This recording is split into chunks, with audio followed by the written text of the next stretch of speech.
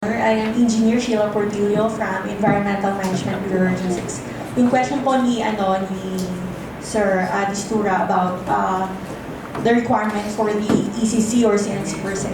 So for exploration po is purely scientific research. So based po sa aming existing guidelines, dun po sa Environmental Management Bureau Memorandum Circular 2014-005, kapag po research-based exploration, hindi po requirement yung environmental compliance certificate.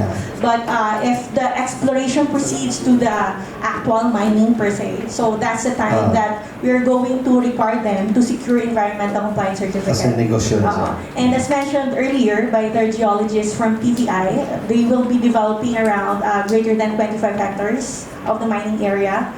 So this based naman po sa guidelines namin, if lalagpas po ng 25 hectares yung development, so this will be required to secure an environmental compliance certificate, which is an environmental impact statement study or the EIS is required. So dito po sa EIS, nandyan po yung mga mitigating measures and all other precautionary measures that the proponent will provide us before we can issue the ECC. And this ECC, Your Honor, will be issued since it will be a large area.